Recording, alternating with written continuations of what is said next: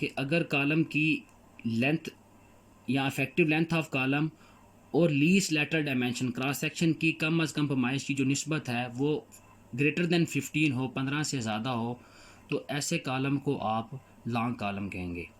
और long column क्या है कि इसका फेलियर किस सेंस में होता है कि इसमें बकलिंग आती है, इसमें झुकाव आता है। वो झुकाव लोड की जो राइट साइड पे भी हो सकता है लोड लगा की सिमत के, और उसकी लेफ़्ट साइड पे भी हो सकता है।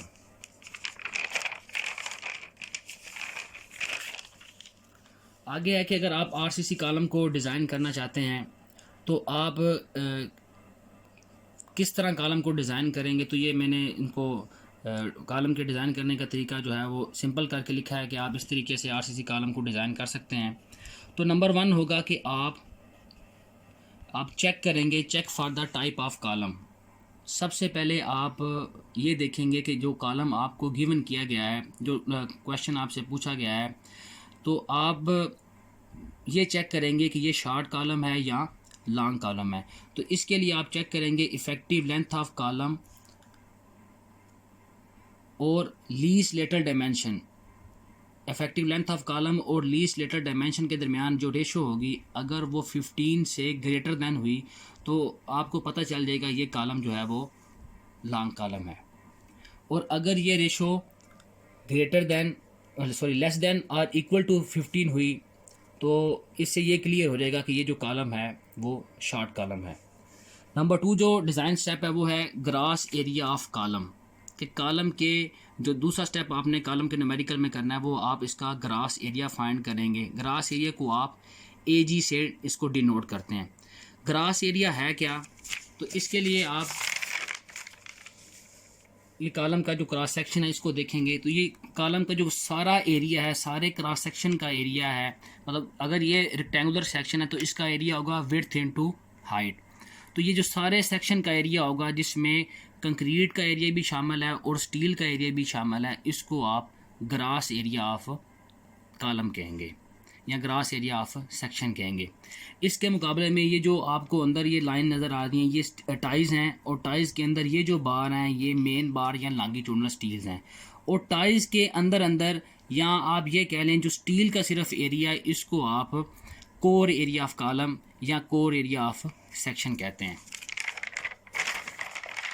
सिस्टम जो है एशियाई कोड के अंदर अमेरिकन कंक्रीट इंस्टीट्यूट का जो तरीका है उसमें अगर आपने आरसीसी कॉलम को डिज़ाइन करना है तो इसके लिए ग्रास एरिया जो निकालने का फार्मूला क्या होगा कि अगर आपने कॉलम के अंदर टाइज इस्तेमाल करनी है, अगर आपने कॉलम के अंदर टाइज इस्तेमाल करनी है, टाइज से मुराद है कि अगर आपने कॉलम में रिंग डालने हैं तो उसका ग्रास एरिया का फार्मूला क्या होगा, PU plus 2MUX plus 2MUY over 0.43 FC prime plus 0.008 FY।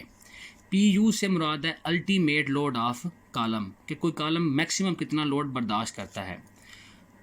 MUX से मुराद है movement with respect to x axis और movement with respect to y axis. Column के अंदर मूवमेंट्स तब अप्लाई होंगी या तब मूवमेंट कॉलम में पैदा होती है जब कॉलम जो है इसेंट्रिकली लोडेड हो। तो हमने जो कॉलम डिज़ाइन करना है वो एक्सियली लोडेड कॉलम होगा, तो उस कॉलम के अंदर ये जो दोनों मूवमेंट्स हैं इनकी वैल्यू जो है वो 0 होगी। इसके अलावा ये जो FC प्राइम है, FC प्राइम से मुराद है ultimate stresses of concrete in compression at 28 days. इससे मुराद ये है कि 28 दिन के बाद जो कंक्रीट की कंप्रेशन स्ट्रेंथ होगी उसको आप FC प्राइम कहेंगे। और FY से मुराद है यील्ड स्ट्रेंथ ऑफ स्टील कि आपने किस ग्रेड का स्टील इस्तेमाल किया। फॉर एग्जांपल अगर आप 40 ग्रेड का स्टील इस्तेमाल करेंगे तो उसकी जो यील्ड स्ट्रेस होगी या यील्ड स्ट्रेंथ होगी वो होगी 40,000 PSI। अगर आप 60 ग्रेड का स्टील इस्तेमाल करते हैं तो उसकी यील्ड स्ट्रेंथ या यील्ड स्ट्रेस जो है वो 60,000 पाउंड्स पर स्क्वायर इंच होगी। तो ये टाइल्स का जो अगर आप टाइल्स वाला कॉलम बना रहे हैं, फॉर एग्जांपल आपने रेक्टेंगुलर या स्क्वायर कॉलम बनाना है तो उसके अंदर आपने टाइल्स का इस्तेमाल करना है। टाइल्स से मुराद क्या होगा कि उस कॉलम के अंदर आपने रिंग इस्तेमाल करनी है, जैसे ये कि आपको ये शक्ल में नज़र आ रहा है। तो अगर आपने स्पाइरल कॉलम बनाना है, स्पाइरल कॉलम से मुराद क्या होगा कि जो सर्कुलर कॉलम है, गोल शक्ल का कॉलम है, उसमें आप रिंग